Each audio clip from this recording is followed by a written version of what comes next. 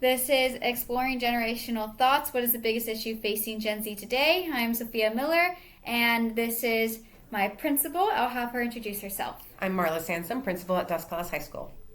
Can you state your generation, please, and the year you were born? I was born in 1971, so I think that, I forget what generation that is. Maybe it's, I don't know. I believe it's the Millennial, Probably right? okay. Millennial, yeah. Awesome. So, in your opinion, what is the biggest issue facing Gen Z today? I think the biggest issue is teenagers and Gen Zers being addicted to social media.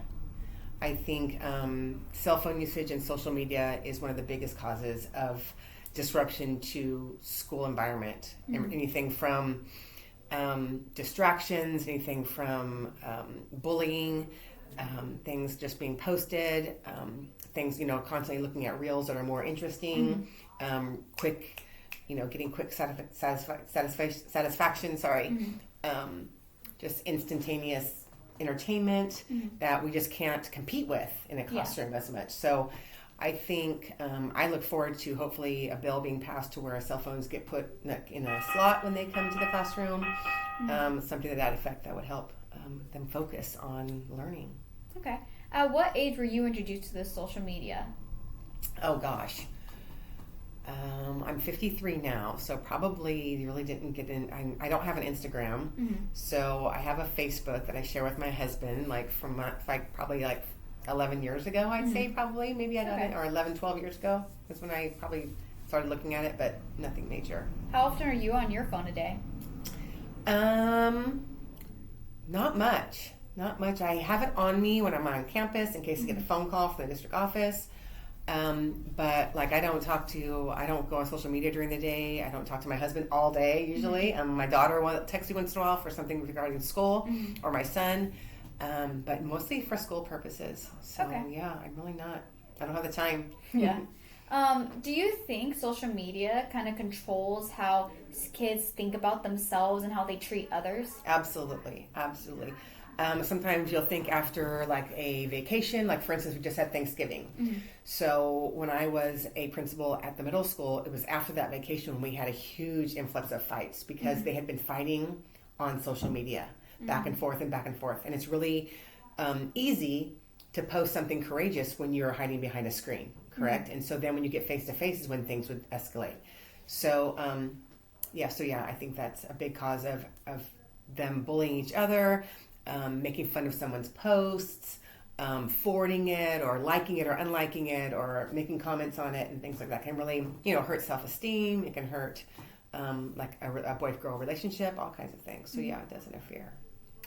Do you think social media will affect how our children would be, my generation children? Gosh, that's a good question. Yeah, I think so. Because I think it's even going to get even more so to where we aren't even going to have phones. Maybe it's going to be in our, they already have in your sunglasses, the Meta and the sunglasses, or the AirPods are already so little, they're going to be a bit smaller. AI is going to get even bigger. So, I'm interested to see, or not interested to see in how that might go. Yeah. Do you think, on an average, that on a day-to-day, most of the kids at this school, even though we have a no phone policy and all of that, most kids at this school still manage to find sneaky ways to access that on the school computers and access our phones during class too? Absolutely, yeah. And I think it's because it's a double-edged sword because we have some teachers who are more lax and might say, you know what, I'm not going to fight this battle. The last 5 minutes of class, you guys can be on your phones if you're done with your work. And there's another teacher who says absolutely none. So those kids, it's just hard as a student, to what class am I in? Some are more strict, some are not. Some let us use it all the time, some don't. So we either got to be all on the same page in order to hold you guys responsible and accountable, or you got to give a little bit. So I think, we have a good balance here because we do allow them at every break. We allow them, when you're walking to classes, we allow them at lunchtime, before school, after school. So it's a good balance. You do have the opportunity to be on your phone. You can always say, I have an emergency, I need to call my mom, can I step to the office? That's always available and always okay to do. So it is definitely where kids get taken. It pops up all the time on my screen whenever somebody gets a phone taken away on the discipline tab in Aries. So I see it a lot. So it happens. It's probably the most most disciplined injury we have is cell phone usage. Okay. So, hearing your viewpoint, do you think that because of social media, because we hide behind screens when we post and everything, do you think that that's altered how we communicate with each other? Definitely. I think a lot of even students in the middle school age, they don't even know how to talk on the phone, really, because it's all about texting. It's all about speakerphone. It's not even like talking actual conversation on the phone. So I think, hiding behind the screen is definitely it can like build you up and give you some courage to say some things maybe you wouldn't normally say, but it also be on the opposite end of that, to where it could be harmful and mean as well. So, have you seen people in your generation have the same issues as Gen Z with social media? No, I really haven't. Not too much in my generation. Not really. Do you believe they're on their phone. Like my husband's on his phone. He watches sports and he looks at scores and things like that. But not to where it takes away from other things. Do you believe that my generation is mainly affected by the social media pandemic? Yeah, I would say it's mostly like, your age right now, and those coming up too, because it's very addicted to the phone, everywhere they go. It's there. So definitely, yeah. Where do you think iPad kids got that terminology from? iPad kids? Have you heard that before? So iPad kids is... Like they grew up on an iPad? Yeah. I know plenty of people. My cousin is Gen Alpha. He got a phone when he was 2. He already knows how to use it. He's just turned 4.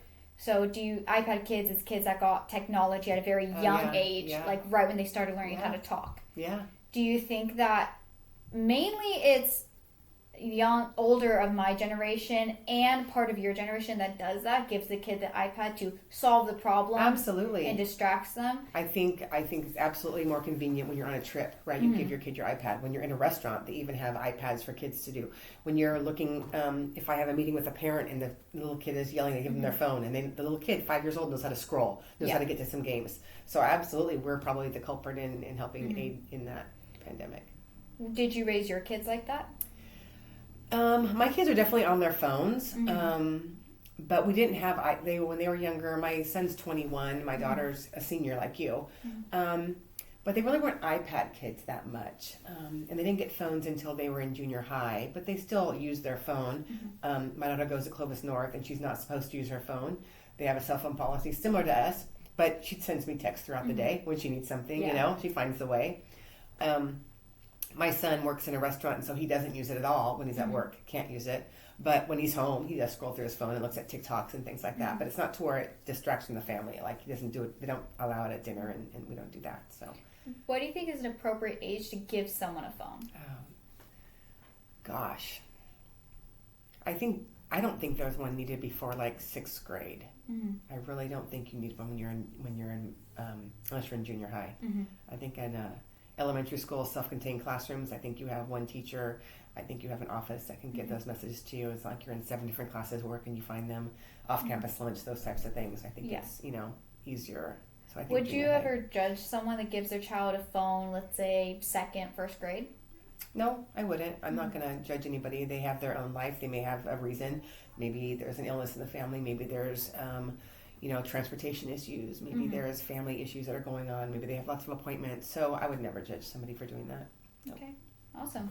So I've conducted a informal kind of form that I sent out, which you're aware of. I got your permission to do that. And a lot of the responses were behavioral, and a lot of them were understanding each other, being able to communicate instead of argue.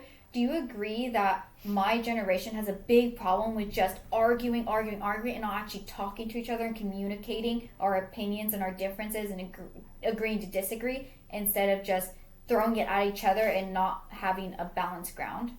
Yeah, I would say like the good old-fashioned debating and having a conversation in both sides being actually heard, instead of just throwing insults at each other or quick jabs back and forth, and not quitting. And like a lot of times when a student comes in who's distraught or who's upset, it's always about a post. Look what they posted. Look what they said about me. Yeah, but they posted this, and and they forwarded this, and then she said this. I'm like, well, just block it, whatever. But it's just different. It's just they can't let go. It's constant. And again, like I said, it's immediate. It's immediate. Somebody likes it, somebody dislikes it, somebody blocks you, whatever. So, yeah, I think that's disagreeing or having a conversation, getting to the bottom of things is definitely a lost art, at this point. Yeah. If social media completely disappeared one day, do you think it would benefit my generation? I think it would be, if you're just in one day just gone, I think there'd be like a huge amount of adjustment period that they would have to do, because they're so addicted to everything on the phone. It's so easy to get on your phone and look at anything, whether it's scores or anything. But I think it'd be beneficial for sure, but I think it would need a little by little an adjustment phase. Yeah. So hearing all your viewpoints on it, my personal belief is social media. I think that we have a big issue with communicating with each other properly. We tend to go on our phones a lot easier because it's easier to say your opinion without having to be in front of them. Absolutely. I've been in situations where I've had to confront someone about something in person and I just get overtalked. Yeah. So then I just have to I think it's easier to go to social media because I can just say it without being interrupted. That's true. Yeah. And I think a big part of why my generation does get that kind of feeling that we can only go to that is because we don't know how to communicate. We weren't raised with communication, especially because my generation is COVID. We were in COVID 6th, 7th grade, and then all of a sudden we're in high school when we get out of it. We didn't have that developmental period of middle school, which I feel like was really big for us. Yeah. We had to go on social media. That was our only platform to go on. Yeah. So with COVID and everything like that, filtered in, if COVID didn't happen, do you think we would still have the same issues? Do you think it would be less than or more than? I definitely think it'd be less. I really do. I really definitely think it'd be less because we don't have to turn to that for social interaction as much. We still continue to go to those football games and have people over and enjoy your birthday parties. And we didn't have that for 2 years, So you would, do that behind a screen or a drive-by and things like that. So I think that if it wasn't for COVID, I think it'd be we wouldn't be as where we are now. Yeah. We might end up getting there, but I think it would have been a slower progression. Yeah. So knowing that COVID did happen and everything like that, being online, I feel like for my generation it wasn't that big of an adjustment, but for your generation, how big of an adjustment was it for you as an educator to switch over to all online? It was huge. I was actually an administrator at a school like Mark's. It was a 3-4-5 school in Firebaugh. And when we shut down, it was getting those level of kids, not just high school kids or junior high kids who are more savvy with technology. It was getting 3rd grade, 4th grade, 5th grade online, getting them to do a Zoom with their teachers. And as an administrator, going in and observing those classrooms through Zoom, myself relearning how to do that kind of things as well. So, yeah, it was a huge learning curve during those couple of years, definitely. Do you think because those younger generations kind of had that experience of being online so much and getting used to that, do you think when they get older, they'll be more tech savvy than even my generation right now, and the kids are kind of coming out of that adjustment period of COVID and getting to that nice level of education and social development? Yeah, I definitely, those students who were like 3rd grade, 4th grade when it happened, they had to learn that much sooner, that much quicker. And, figure out how to turn papers in and do all that kind of stuff. And so I think it was, they'll probably be a little bit ahead of the game. Yeah. Okay. Thank you for your time. I appreciate your views. I think that's a good place to stop. Awesome. I appreciate it. Okay.